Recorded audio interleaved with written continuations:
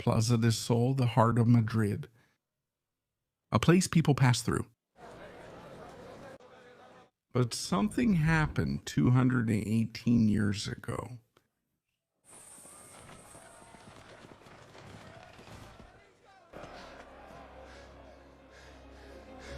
The French are kidnapping the family! It's real!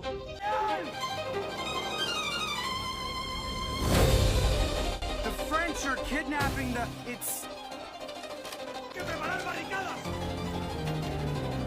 Get out into the streets, damn it!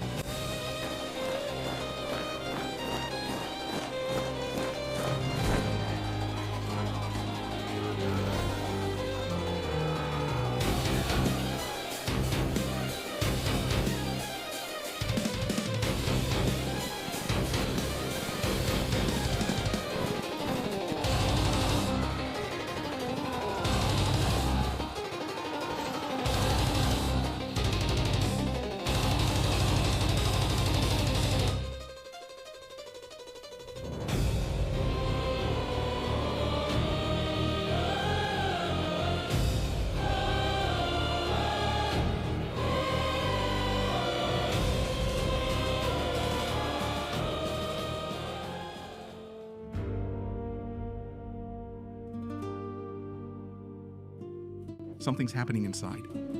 It's 8:45 in the morning on Monday, May 2nd, 1808. A locksmith named José Blas Molina climbs onto the step of the royal carriage parked at the Puerta del Príncipe and shouts something to the crowd that has been growing in the square since dawn.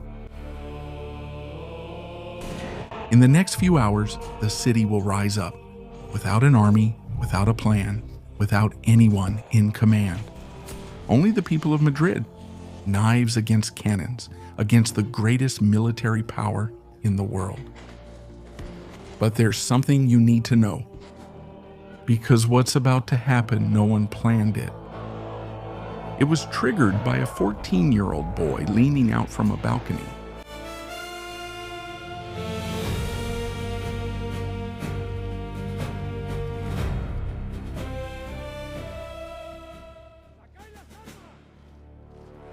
Madrid has been under French occupation for weeks. Murat, Napoleon's brother-in-law, is in charge of the city with 30,000 soldiers. The royal family has been summoned to Bayonne. Ferdinand VII is already there. People suspect he isn't coming back. There are only 2 members of the House of Bourbon left in the palace, Infanta Maria Luisa and her younger brother, Infante Francisco de Paula, age 14. Early this morning, the governing board, which had refused the day before, gave in and authorized their transfer to France. Monday dawns under a cloudy sky. It has rained all night, and there are a lot of people on the street. 2 carriages leave the royal stables. Inside the first one is the Infanta on her way to France. The second one waits. It is intended for Infante Francisco de Paula, the last Bourbon left in Madrid. There are people watching in the square.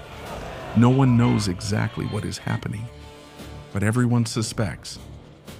José Blas Molina is a master locksmith.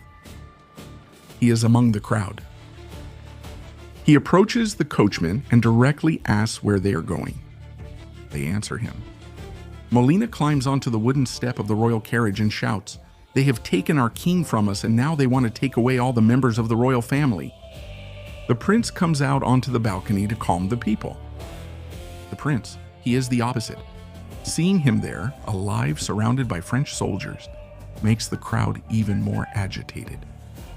The attempt to put out the fire only fuels it. In a matter of seconds, the square erupts. The French open fire. The day's first dead fall.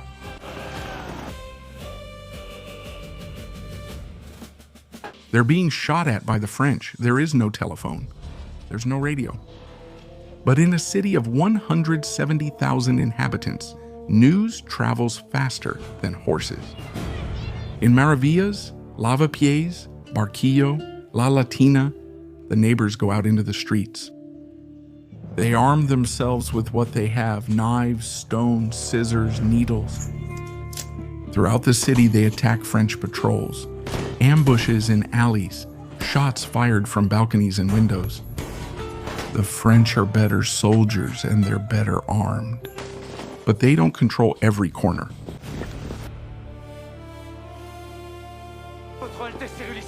Murat orders the guard cavalry to move from Buen Retiro. Leading them were the Mamelukes, elite Egyptian cavalry brought by Napoleon from his campaign in Africa. Turbans, curved scimitars, colorful capes. The people had watched them arrive in Madrid weeks earlier with curiosity. Today they greet them very differently.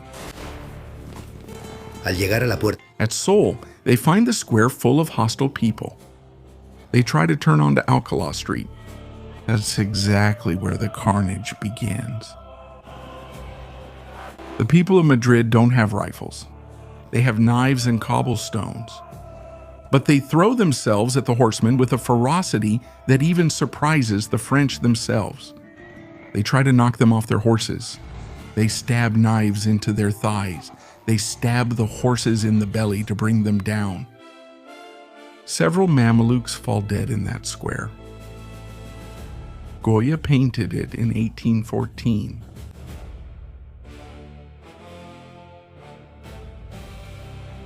The royal prison is in what is now the Plaza de la Provincia, 100 meters from the Plaza Mayor. Inside, 94 prisoners hear the gunshots and see from behind the bars how weapons are thrown from the balconies. A prisoner named Francisco Javier Cayón writes a letter to the warden. The letter exists today in the National Historical Archive. Having noticed the disorder present in the town and that weapons and ammunition are being thrown from the balconies, for the defense of the homeland and the king, he requests, under oath to return to prison with his companions, that they be released so they can go risk their lives against the foreigners. The warden hesitates, but the riot inside has already started. The prisoners are on the verge of breaking down the doors by themselves. He has no other choice. 56 prisoners come out armed. With prison shanks, they take a French cannon in the Plaza Mayor and fire at the French until they run out of ammunition. Then they disable it. Most of them return to the prison. But the file from the National Historical Archive is clear. Several took advantage of the chaos to avoid returning. Legend says there was only one. Reality says that the underworld is the underworld. Captains Velarde and Daoiz open the Monteleón barracks to the people, arm the civilians, and bring 2 cannons out to the street. They know what's going to happen. At the corner of what is now Daoiz Street in San Bernardo, Manuela Malasaña, 17 years old, a seamstress, is handing cartridges to her father while he shoots. It's not known whether she was killed by a gunshot or executed for carrying weapons. Her own sewing scissors. What is documented is that she died that day on that corner. The neighborhood bears her name today. Clara del Rey is in the barracks with her husband and her children. She and her husband fight and die under artillery fire. At least 2 of their children survive. Murat sends 2,000 soldiers from the Lafranc Brigade to take the park. 3 hours of resistance. Velarde is felled by a shot to the chest. He dies instantly. Daoiz, wounded in the leg, keeps fighting while leaning on a cannon until the French come in and stab him with their bayonets. They take him to his house at number 4 on Calle de la Ternera, where he dies a few hours later.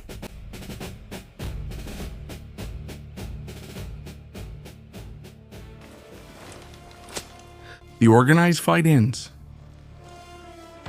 Murat issues a decree. Anyone caught with weapons will be summarily executed. That same day, 43 people are executed by firing squad in different parts of the city. The prisoners are taken to the open field on Príncipe Pío Hill. They are shot by firing squad in groups against the walls. The next day, another 36. The bodies remain unburied until the 12th. The historian Pérez Guzmán counted a total of 409 dead, 39 soldiers, the rest residents of Madrid. Goya will paint the execution 6 years later. The news spread throughout Spain in days. Within weeks, there were resistance councils in every city. A war that lasted 6 years and ended with the expulsion of Napoleon from the peninsula, but at the cost of the lives of more than 300,000 brave Spaniards who chose not to kneel before a foreign power. It all started with a locksmith who shouted from the step of a carriage at 8:45 in the morning, and a 14-year-old boy who went out onto the balcony to calm the crowd and achieved exactly the opposite. Spain, that proud and untamed country whose spirit of May 2nd should never be lost. Subscribe and share the video with your friends and family so we never forget our history.